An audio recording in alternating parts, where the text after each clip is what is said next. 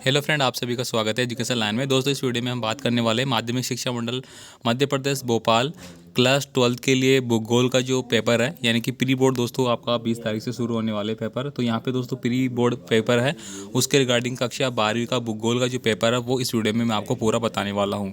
तो दोस्तों आपसे रिक्वेस्ट है, आप चैनल को सब्सक्राइब करके बेल आइकन दबा लें, साथ ही वीडियो को लाइक करें और अपने दोस्तों को जरूर भेजें। तो चलिए दोस्तों, देर नहीं करते हुए फटाफट आपका क्वेश्चन पेपर है वो मैं आपको बता देता हूँ।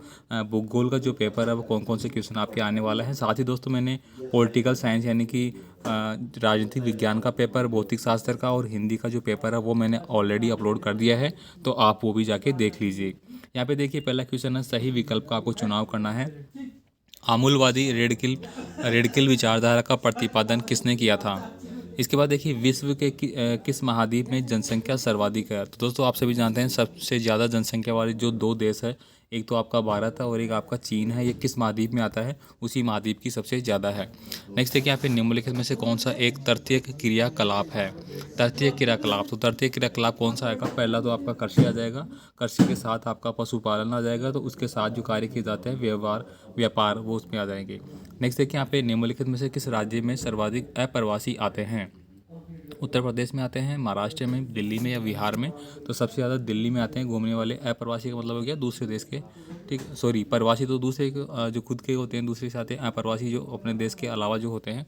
नेक्स्ट देखिए निम्नलिखित में से जल किस प्रकार का संसाधन है, ये आपको बताना है। तो यहाँ पे दोस्तों आपको हिंदी और इंग्लिश दोनों वर्जन में पेपर अवेलेबल है, आपको जो पेपर अवेलेबल चाहिए आप उसमें देख सकते हैं। नेक्स्ट देखिए क्वेश्चन नंबर 2 है, रिक्त स्थानों को आपको पूर्ति करनी है। बेंदा मध्य भारत के किस क्षेत्र के जंगलों में रहता है। किस से किस तक वायु संवर्ग कार्यरत जनसंख्या है। भारत विश्व व्यापार संघ के खालिस्तान में एक रहा है, तो किस में एक रहा है। नेक्स्ट देखिए खालिस्तान आपको दिया गया है, देश के अत्यंत महत्वपूर्ण घटक होते हैं। तो देश के महत्वपूर्ण घटक कौन कौन से होते हैं। नेक्स्ट देखिए समतल क्षेत्रों में ग्रामीण बस्तियों का प्रतिरूप दिखाई देता है, तो किस प्रकार का प्रतिरूप आपको दिखाई देता है। अगला देखिए भरमौर जनजातियाँ क्षेत्र हिमालय प्रदेश के किस जिले में रहती है। यानी कि दोस्तों आपने पढ़ा होगा कि आपकी जो जनजातियाँ होती है भरमौर, कारो, खासी जनजाति जैसे आंध्र प्रदेश में पाई जाती है, इस प्रकार आपको इनका बताना है। यहाँ पे आपको इंग्लिश वर्जन दिया गया है। नेक्स्ट देखिए सही जोड़ी का आपको मिलान करना है, जोड़ी ए और जोड़ी ब दो आपको यहाँ पे दिया गया है। विश्व में निम्नलिखित लिंग अनुपात है वो कहाँ का है।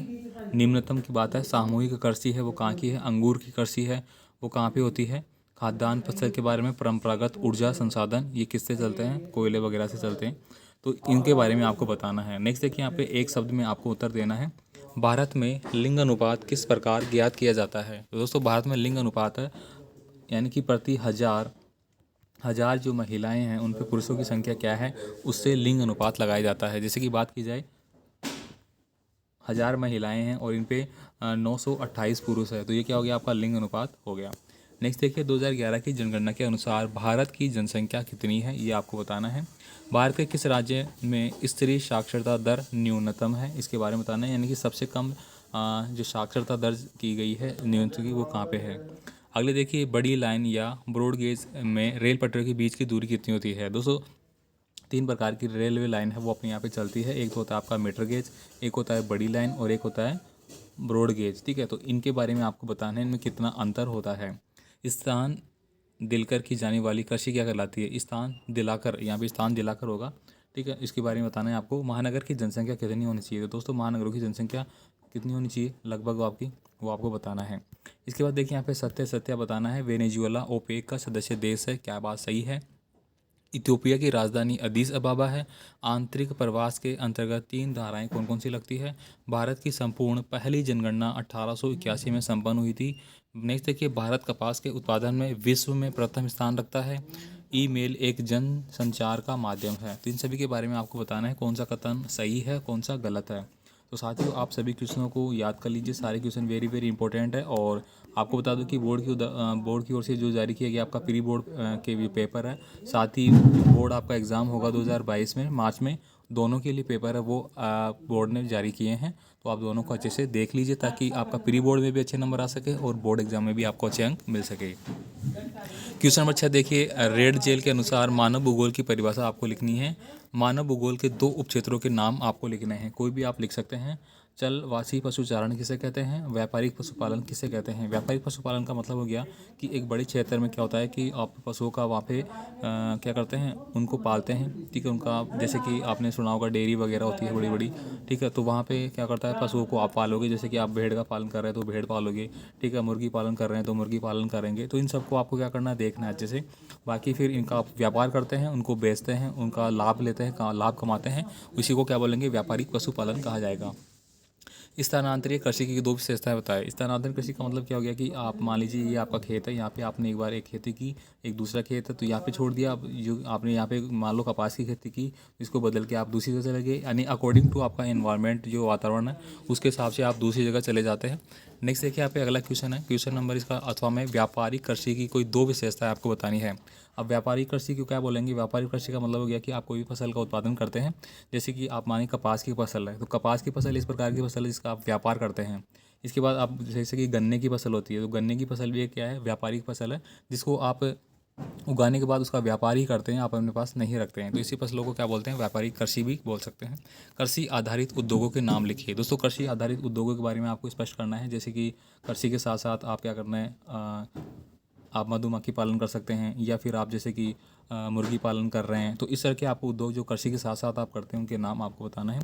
कुटीर उद्योग की कोई दो विशेषताएं आपको बतानी है। कुटीर उद्योग का मतलब क्या हो गया दोस्तों? लघु उद्योग, जो कि एक टाउन, एक कस्बे, या जैसे कि आप गांव में रहते हैं तो वहाँ पे कुटीर उद्योग किया जाता है। जैसे कि आप टोकरी का निर्माण करते हैं, टोकरी बनाने का हो गया, कारपेट बनाते हैं, इस तरह के कुटीर उद्योग है, उनके बारे में आप बता सकते हैं।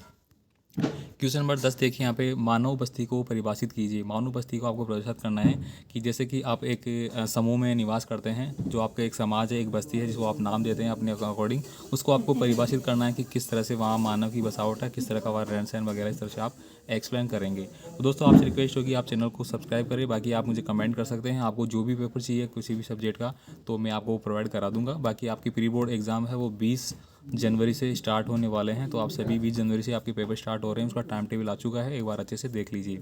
नेक्स्ट देखिए यहाँ पे बस्ती के रेखीय प्रतिरूप का चित्र आपको बना के बताना है। क्वेश्चन नंबर 11 देखिए, मुख्य श्रमिक किसे कहते हैं? मुख्य श्रमिक यानी कि दोस्तों आप मान लीजिए आपके पास कोई भी एक फसल है, व्यापारी को कुछ भी है, तो आप उसके स्वामित्व हो, एक अकेले खुद हो, तो उसके बारे में आपको एक्सप्लेन करना है।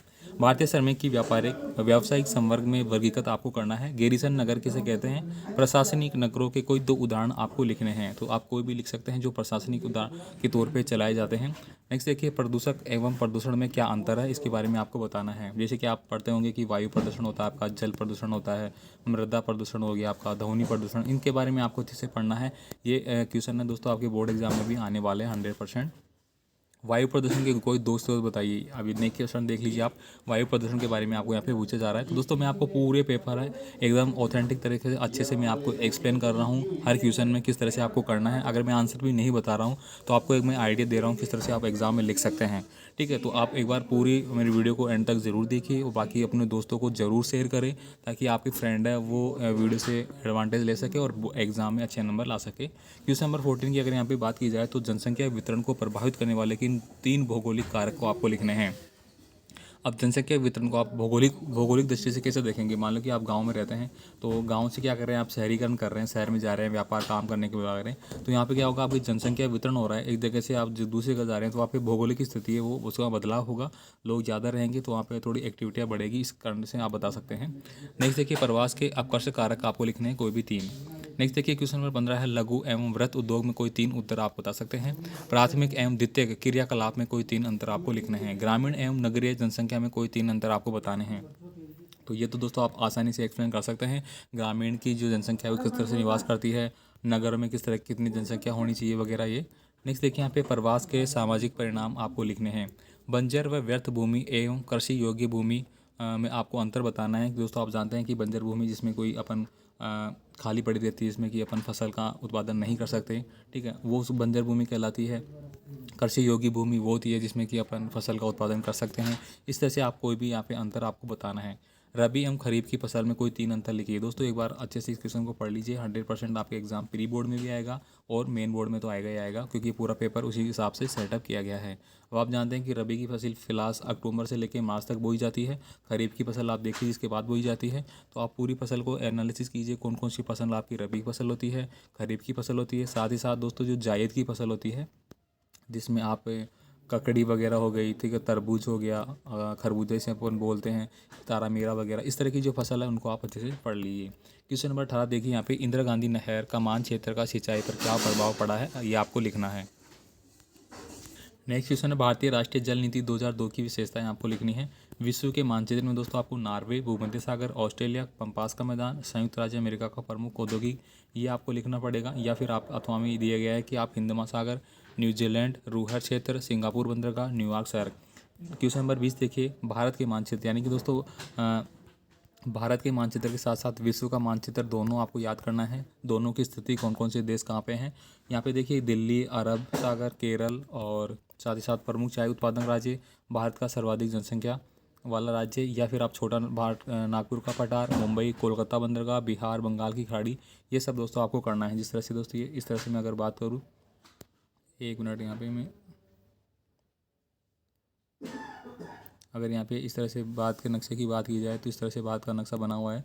यहाँ पे दोस्तों आपके आपको बताना है कौन कौन से क्षेत्र कहाँ पे है। ये पाकिस्तान का क्षेत्र आ गया यहाँ पे, ठीक है। यहाँ पे दिल्ली वाला क्षेत्र आ गया, तो आपको बताना है कि मुंबई यहाँ पे आ गया, कोलकाता बंदर आ गया यहाँ पे आ गया आपका, ठीक है। पश्चिम बंगाल की साइड में यहाँ पे आ गया, ठीक है। बिहार इधर है, बंगाल की खाड़ी यहाँ पे नीचे है, तो इस तरह से आपको मेंशन करना पड़ेगा। तो दोस्तों उम्मीद करता हूँ जो मैंने पेपर बताया एकदम आपको अच्छे से देख लिया होगा। बाकी आप इसकी PDF फाइल हमारे टेलीग्राम ग्रुप वगैरह से डाउनलोड कर सकते हैं, उनका लिंक मैंने डिस्क्रिप्शन बॉक्स में दे दिया है। साथ ही आप मुझे कमेंट करके बता सकते हैं आपको और कौन से सब्जेक्ट का पेपर चाहिए, ठीक है। तो मिलते हैं फिर एक और नए पेपर के साथ। तो आप अच्छे से तैयारी करते रहिए प्री बोर्ड एग्ज़ाम की, और साथ ही साथ बोर्ड एग्ज़ाम की तैयारी भी आपकी होती रहेगी। सभी के पेपर में चैनल पे अपलोड करता रहूँगा, तो आपको मिल जाएंगे। धन्यवाद।